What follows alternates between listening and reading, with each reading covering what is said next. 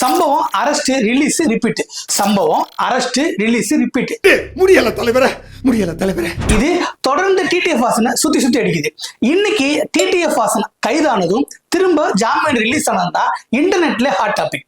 TTF Vasan bike ride பண்றதை தாண்டி அவர் super bike வாங்கின உடனே 240+ போனதை ஒரு வீடியோ எடுத்து போஸ்ட் பண்ணதும் முதல்ல அவர் அரெஸ்ட் பண்ணாங்க. அவர் ஜாமீன் ரிலீஸ் ஆகி வெளியே வந்ததுக்கு அப்புறம் நிறைய எக்கச்சக்கமான வீடியோ போட்டார். அவரை போலவே நானும் பைக் ரைடர் ஆகணும்னு எக்கச்சக்கமான பேர் எக்கச்சக்கமான யங்ஸ்டர் பைக் வாங்கி ரைடு போறதெல்லாம் இப்போ ரொம்பவே வாடிக்கை ஆயிடுச்சு. குறிப்பா சொல்லணும்னா அவர் லடாக் போயிட்டு வந்ததுக்கு அப்புறம் தமிழ்நாட்டுல இருந்தே எக்கச்சக்கமான பேர் லடாக் போக ஆரம்பிச்சிட்டாங்க. அதுவும் சூப்பர் பைக் தான் வேணும்னு பேரண்ட்ஸ் கிட்ட அடம்பிடிச்சு வாங்குற பிள்ளைகளும் தமிழ்நாட்டுல எக்கச்சக்கமா அதிகமாயிடுச்சு. அவர் சூப்பர் பைக் ஓட்டினாலும் அதுக்கு உண்டான சேஃப்டி எக்யூப்மெண்ட்ஸ் கூட வச்சுக்கிட்டு அதுக்கு உண்டான பாதுகாப்போட வண்டி ஓட்டுறாரு. ஆனா அதை பார்த்து அடம்பிடிச்சு வாங்குற யாருமே அவ்வளவு எக்யூப்மெண்ட்டோட அவ்வளவு பாதுகாப்போட அவ்வளவு பொருட்செலவு பண்ணி அவ்வளவு காம்பாக்டா டிரைவ் பண்றது இல்ல.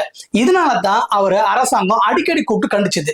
இதுக்கு முன்ன சென்னை டு பெங்களூர் ரோட்ல அவருக்கு நடந்த விபத்து வேற யாருக்குன்னா நடந்திருந்ததுன்னா அவர் உயிர் தப்பிக்கிறது இல்ல, உடம்பு கிடைக்கிறதே பெரிய கேள்விக்குறியா இருக்கும். ஆனா அவர் எல்லா விதமான சேஃப்டி எக்யூப்மெண்ட் வச்சிருந்ததுனால அவர் வெறும் எலும்பு முறிவோட தப்பிச்சிட்டார்.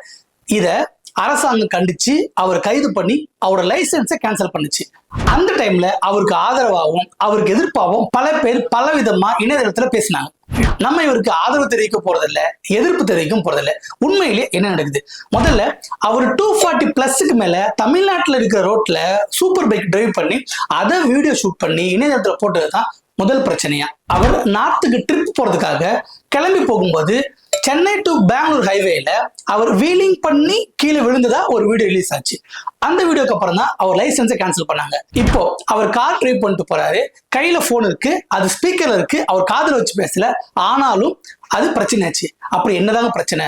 நானும் சரி, இந்த வீடியோ பாக்குற நீங்களும் சரி, ரோட்ல போகும்போது எத்தனையோ பேர் மொபைல்ல பேசிக்கிட்டோ இல்ல ஹெட்போன்ல பேசிக்கிட்டோ இல்ல வீடியோ கால் கூட பேசிக்கிட்டு ஒரு சில வண்டியை ஓட்டுறத பார்க்க முடியுது. இதெல்லாம் கண்டிக்கத்தக்கது, கவனத்தில் கொள்ள வேண்டியது. நம்ம பொதுவாக ரோட்ல பாக்குறவங்கன்னா போன் பேசுறது தப்பு. ஒரு நேரத்துல ரோட்ல போற அத்தனை பேரும் போன் பேசுறாங்க இல்ல ஹெல்மெட் போடாம போறாங்க அப்படின்றத ஒரு குறிப்பிட்ட காவலர்கள் கண்காணிக்கிறது ரொம்ப கஷ்டம். அதை தாண்டி இவர் வண்டி ஓட்டும் போது போன் பேசியிருக்காரு, அதை வீடியோவா ஷூட் பண்ணி சோசியல் மீடியால அப்லோட் பண்ணியிருக்காரு. நீங்க சாலையை கடக்கும் போது உங்க கண்ணத்துல போன் பேசிட்டு போறவங்க ஒருத்தரோ 2 பேரோ, அதை பாக்குறவங்க ஒருத்தரோ 2 பேரோ. ஆனா இவர் பண்ணது தப்பு. அதை ஷூட் பண்ணி சோசியல் மீடியால அப்லோட் பண்ணும்போது லட்சக்கணக்கான பேர் அதை பார்க்க செய்யறாங்க. இவர் பண்ணும்போது இவர் போலவே நம்மளும் பண்ணணும்னா கண்டிப்பா எல்லாருக்கும் ஒரு எண்ணம் வரும். இது இவர் கேட்கிறாரு, நான் மட்டும் தான் தப்பு பண்றேன்னா வீதிக்கு ஒரு டாஸ்மார்க் கடை இருக்கு, அதனால யாரும் கெட்டு போக போறது இல்லையா? ஏற்கனவே ஒரு ட்ரங்க் அண்ட் டிரைவ்ல 2 பேரை கொன்னு இருக்காங்க, அது ஒரு பிரச்சனை ஆகலன்னு கேள்வி கேட்கிறாரு. ஒரு உதாரணம் சொல்றேன். பாபநாசம் அப்படின்னு ஒரு படம் ரிலீஸ் ஆகும்போது கமலஹாசன் வண்டி ஓட்டுற மாதிரியும் பின்னாடி ஒரு மனைவியும் அவர் பின்னாடி மூத்த மகனும் கமலஹாசனுக்கு முன்னாடி தன் இளைய மகனும் உட்கார்ந்து இருக்கிறது போல ஒரு போஸ்டர் ரிலீஸ் ஆச்சு. அது ஒரு சினிமா போஸ்டர். அந்த போஸ்டருக்கே தமிழ்நாட்டுல எக்கச்சக்கமான கண்டனம் வந்தது. காரணம், அந்த வண்டியில 4 பேர் டிரைவ் பண்றாங்க, அவர் ஹெல்மெட் போடாம இருந்தார். அது ஒரு சினிமா போஸ்டர். இருந்தாலும் தமிழ்நாட்டுல அதுக்கு எக்கச்சக்கமான எதிர்ப்பு வந்துச்சு. அதுக்கப்புறம் அந்த போஸ்டர் எல்லாம் ரிமூவ் பண்ண ஆரம்பிச்சிட்டாங்க. அவ்வளவு பெரிய சினிமா ஸ்டாருக்கு மூவி போஸ்டர்ல வந்த பிரச்சனை இப்போ இவருக்கும் வருது. இவர் ஏற்கனவே 240+ ஓட்டுனது, அதை வீடியோ எடுத்து போட்டது முதல் தப்பு.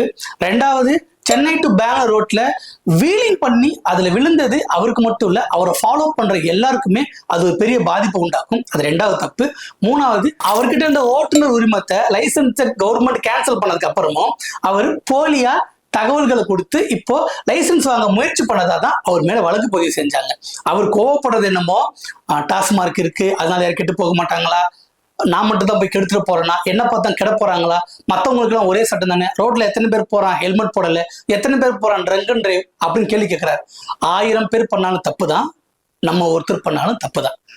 1000 பேர் பண்ண தப்பு யாருமே பார்க்கல, யாரும் கண்டுக்கிறதுக்காக நான் தப்பு செய்யக்கூடாது இல்லையா? இவர் பண்ற தப்பையும் தாண்டி அதை படம் எடுத்து இணையதளத்தில் பதிவேற்றதுனால வர இவ்வளவு பிரச்சனை. காரணம், இவரை ஃபாலோ பண்ற லட்சக்கணக்கான பீப்புள் இதையும் சேர்த்து ஃபாலோ பண்ண வாய்ப்பு இருக்கு. இவர் மட்டும்தான் ஸ்பீக்கர்ல போட்டு போன் பேசினாரா? கவனிக்க வேண்டிய விஷயம், கடந்த 5 வருஷமா யூடியூப் போய் பாருங்க, விளாகர்ஸ் எல்லாருமே காரோட டேஷ்போர்ட்ல கேமரா வச்சுட்டு அதை பார்த்துக்கிட்டே அதுல பேசிக்கிட்டே கூட இருக்கிறவங்களை இன்டர்வியூ பண்ணிக்கிட்டே கார் ஓட்டி எத்தனையோ வீடியோ நம்ம இணையதளத்தில் பார்த்துருக்கோம். அவங்களோட நிலைமை எல்லாம் அதையும் லட்சக்கணக்கான பேர் பார்த்திருக்காங்க. அவங்க மேல என்ன ஆக்ஷன் எடுத்திருக்காங்க அப்படின்றது ஒரு பெரிய கேள்வி. அதனால தப்பு யாரு செஞ்சாலும் தப்பு. அதுலயும் பொதுமக்கள் பார்க்கறது போல பொது வெளியில இது போல விஷயங்களை பதிவிடுறது அதை விட பெரிய தப்பு. டிடிஎஃப் ஆதரிக்கிறவங்களும் சரி, டிடிஎஃப் வாசனை எதிர்க்கிறவங்களும் சரி, ஒரு விஷயத்த கருத்துல வச்சுக்கணும். இவர் பண்றது தப்பு அப்படின்னு எதிர்க்கிறவங்க இவரை போலவே மத்தவங்க பண்றதுலயும் எவ்வளவு தவறு இருக்கு எவ்வளவு சரி இருக்குன்னு பார்க்கணும். இவர் ஆதரிக்கிறவங்க இவர் பண்றது எல்லாமே சரிதானா? இவர் 23 வயசுல வளர்ந்தது பாராட்ட வேண்டியது. இவர் 23 வயசுல இவ்வளவு லட்சக்கணக்கான ஃபாலோவர்ஸ் வச்சிருக்கிறது பாராட்ட வேண்டிய விஷயம் தான். இவர் இந்த வயசுல இவ்வளவு பெரிய அச்சீவ்மெண்ட் செஞ்சதும் வரவேற்க வேண்டிய விஷயம் தான். ஆனா அதுக்காக மாத்திரம் இவர் செய்யற எல்லாமே சரின்னு ஆயிடாது. சரியோ தப்போ யாரு செஞ்சாலும் அதன் விளைவு அவங்களை சென்று சேரும். இந்த வீடியோவை லைக் பண்ணுங்க, ஷேர் பண்ணுங்க. இது குறித்து உங்களோட கருத்தை கீழே மறக்காம கமெண்ட் பண்ணுங்க. நம்ம ஹால்மார்க் சேனல்ல சப்ஸ்கிரைப் பண்ணிட்டு கூடவே அந்த பெல் ஐக்கானை பிரஸ் பண்ணுங்க.